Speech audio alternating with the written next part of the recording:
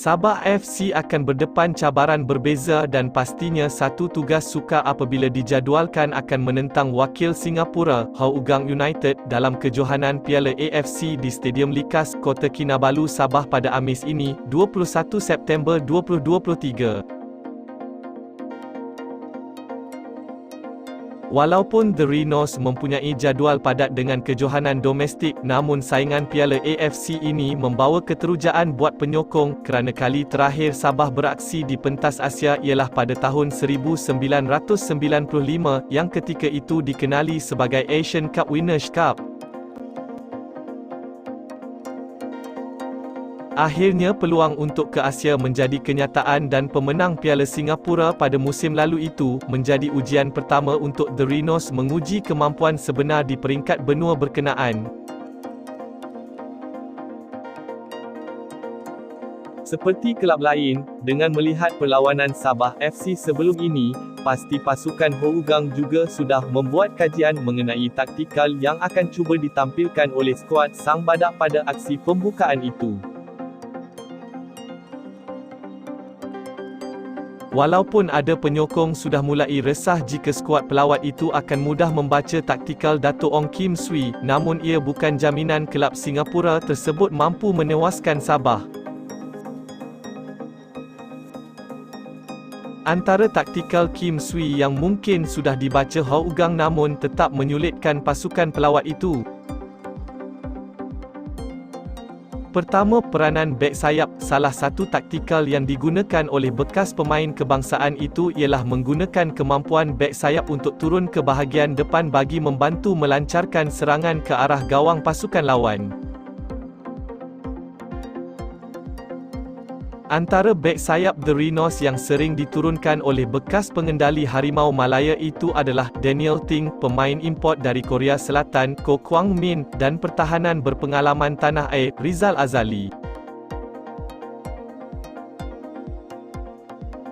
Data menerusi beberapa perlawanan menunjukkan bahawa ketiga-tiga bek sayap kental Sang Badak itu menyumbang 5 jaringan gol dan 8 hantaran bantuan untuk diberi kepada penyerang Sabah FC.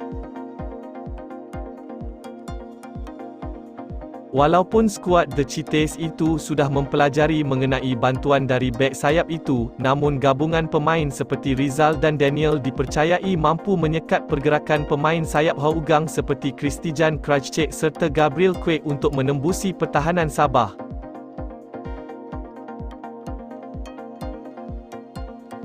Kedua, peranan berbeza midfielder. Salah satu fakta menarik mengenai Sabah FC pada musim ini apabila memiliki barisan tonggak tengah yang mampu beraksi di pelbagai posisi, dan perkara itu dilihat membawa kelebihan untuk Kim Swee memilih barisan pemain.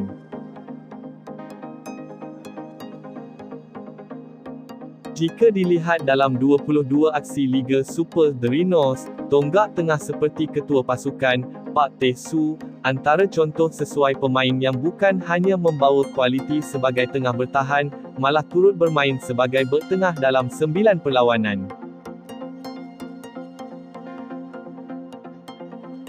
Malah playmaker The Rhinos, iaitu pemain import dari Portugal, Telmo Castanheira dan tonggak tengah kebangsaan, Stuart Wilkin, juga pernah diberi tanggungjawab untuk memainkan peranan sebagai penyerang sayap kiri. Sama ada pengendali berusia 52 tahun itu akan kekal menggunakan setiap pemain itu dengan peranan asal mereka ataupun sebaliknya, ia sebenarnya bakal menjadi bahan kejutan yang perlu diawasi Hougang.